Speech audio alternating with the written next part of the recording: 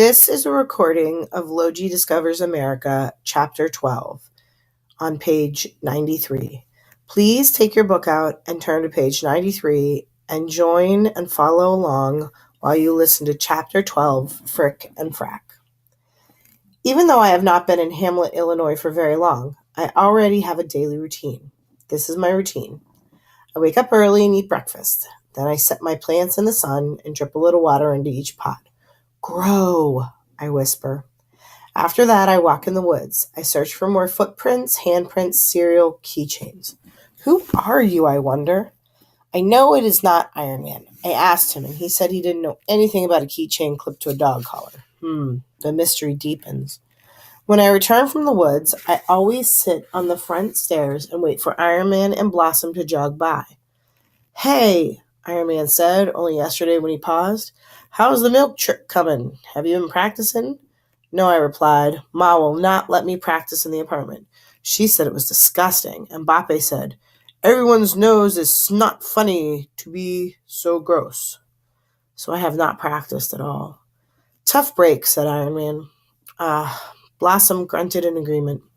Then Iron Man winked. Blossom ate some dandelions, and they were off, Iron Man jogging and Blossom waddling. Lunchtime is next. Every day I have peanut butter and jelly like an American kid. Every day I spread the peanut butter and jelly on a rotli like an Indian kid. Ah, says Bape, the best of both worlds. I cannot answer because peanut butter, I have discovered, is very sticky. Then comes the afternoon. Afternoons in Hamlet are like the road to Calcutta, very, very long. Sometimes in the afternoon I watch television. Sometimes I talk to Jamshed's picture. Sometimes I sit on the front porch and I hope, like crazy, the girl on the blue bicycle will ride past again. And every day I try to visit with Trapper and King. Sometimes I bring them little treats. Sometimes I bring them little toys. They're always happy to see me. Brr, woof, barked King when I visited earlier this week. He put his paws on my shoulders. Purred Trapper. She circled my ankles. Go home, Logie, snapped Landlady Crisp. She waved me away. Please, I begged. I just want to play. But Landlady Crisp shook her head. If I told you once, I've told you a dozen times. These animals aren't pets, and they aren't playmates. They're workers with jobs to do. As she talked, I could not help but notice the rubber ball rolling across the workroom floor. I could not help but notice the toy mouse dangling from the workroom doorknob. Could Landlady Crisp be playing with the animals herself? I doubt it. No, Landlady Crisp was too busy. She had lots of jobs to do. She paints the hallway leading to her apartment. She shampoos the carpet in the Dove's living room. She fixes the dishwasher in Miss Pendergrass's kitchen. She is busy every second, scrubbing, dusting, sweeping. What she is not busy doing is mowing. The lawnmower is still on the fritz. The grass is still growing. Then, one morning, as I am gobbling up my second appam, my daily routine is changed. There is a knock at our door. Ma puts down her teacup. Who would be visiting us so early in the morning? Bape puts down his spatula. Who would visit in the middle of breakfast? I put down my fork. I will find out. I walk to the door and open it. I do not believe my eyes. It is Landlady Crisp. I think she is not believing her eyes either, because they grow wide as she looks through the open door at the many portraits, the bright fabrics, and the brass ornaments that decorate our apartment. She sniffs, taking in the fragrant smell of incense. Exotic, she says. Then Ma is at my side. Landlady Crisp, she says.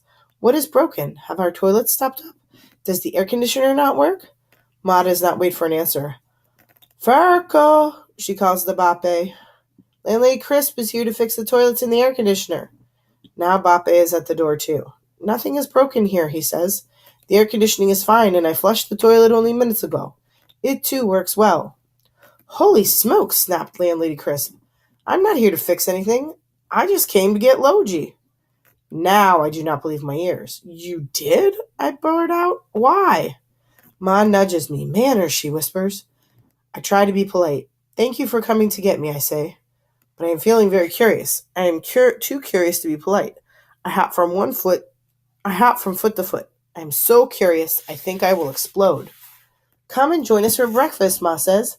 Come and try an appam, Bape says. Oh no. If Bape makes an appam for Lady Crisp, I will be curious for a very long time. Bape will cook and whistle while Ma and Lady Crisp sip tea.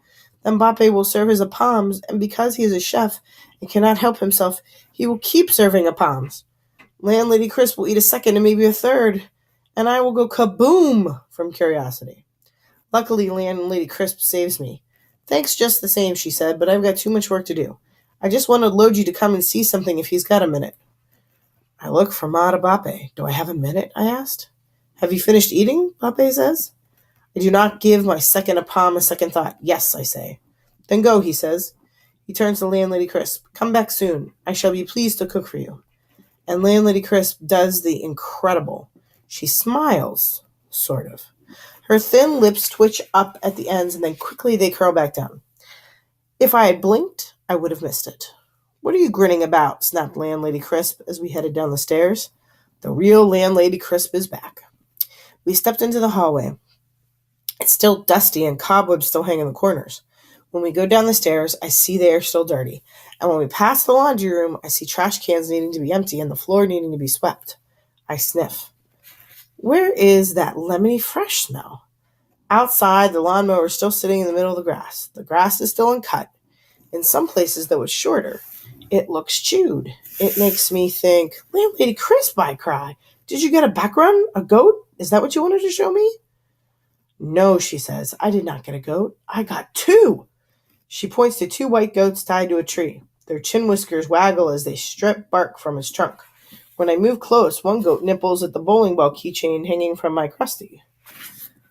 The other goat tries to strip the sandals from my feet. These goats are very hungry, I say. I push them away. These goats will have your grass eaten. That and anything else in their path, says Landlady Crisp. She eyes one of the goats who turned his attention from my toes to her tool belt. Just then King races over. Woof, woof. He smiles and wags, sniffs and wags. Ma, the goats protest. They bump King with their knobby horns. Yip, cries King as he tucks his tail and runs to the woods. Here, King, I call. Come back, boy. Let him go, says Landlady Crisp. You know he'll come home soon.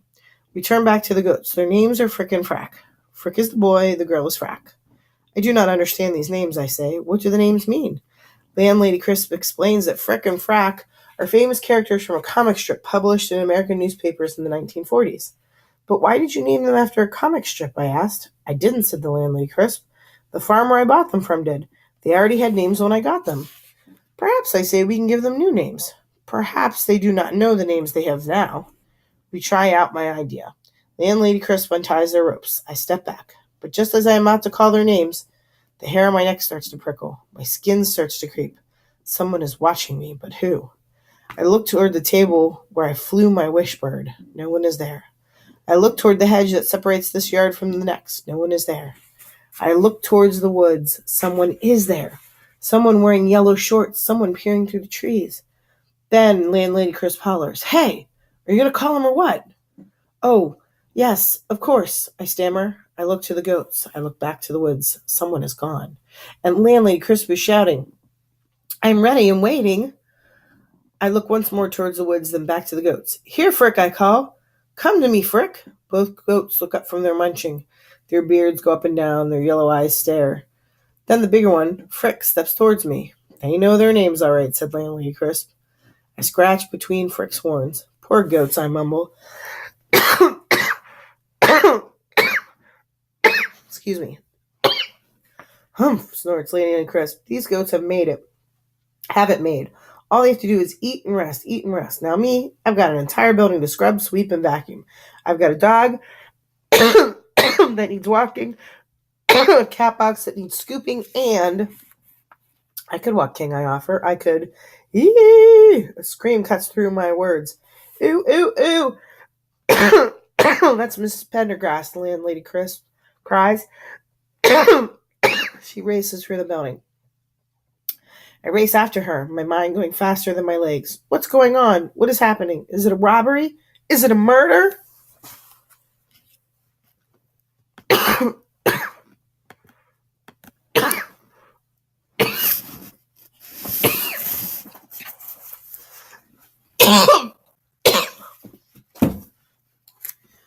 Okay.